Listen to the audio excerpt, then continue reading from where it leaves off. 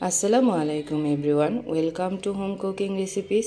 আজকে আমি আপনাদের সাথে শেয়ার করব টমেটো টক কাতলা মাছের মাথা দিয়ে বা টমেটো টেঙ্গা, যে যেটাই বলুক না কেন সিলেটি ভাষায় টমেটো টেঙ্গা বলে।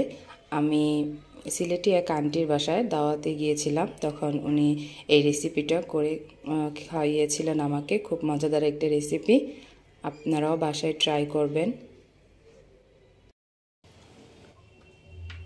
টমেটো দিয়ে মাছের মাথা টক রান্না করার জন্য আমি চুলায় একটি হাঁড়ি বসিয়ে দিয়েছি। হাঁড়িতে দিয়ে দিয়েছি পরিমাণ মতো টমেটো, পেঁয়াজ কুচি আর কাঁচামরিচ।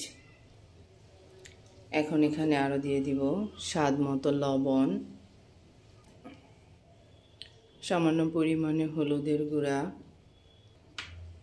সামান্য পরিমাণ মরিচের গুঁড়া এবং সবশেষে দিয়ে দিব পরিমাণ মতো পানি।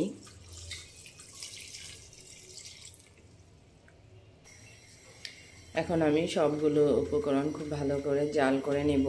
আমি এটাকে 20 থেকে 25 মিনিট ভালো করে জাল করে নিব।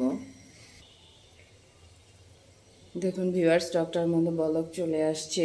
এখন আমি একটু নাড়া দিয়ে দিব। এ পর্যায়ে আমি এখানে কাতলা মাছের মাথা দিয়ে দিব। মাথাটাকে আমি ভেজে রেখেছিলাম। আপনারা চাইলে কাঁচা মাছের মাথাটাও দিয়ে দিতে পারেন বা মাছ দিয়েও রান্না করে নিতে পারেন। যদি কাঁচা মাথা দেন, তাহলে ভেজে না দেন, তাহলে টমেটোর সাথে একসাথে দিয়ে পানি দিয়ে তারপরে বসিয়ে দিতে হবে।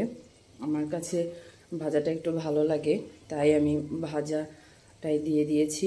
আপনারা যে কোনো মাছের মাথা বা যে কোনো মাছের পিস দিয়ে করে নিতে পারেন। ভিউয়ার্স, আমার টকটা প্রায় হয়ে আসছে। এখন আমি এগুলোকে ডাল ঘুটনির সাহায্যে একটু ভালো করে ঘুটে নিব।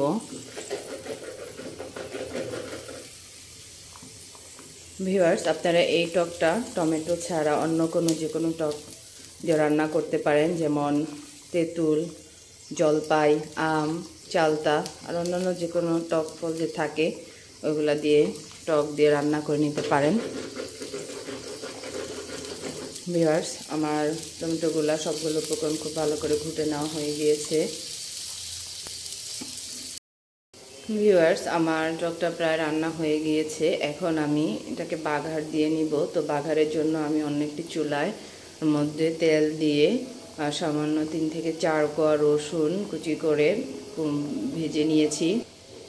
আমি এটাকে টকটার মধ্যে ঢেলে দিব।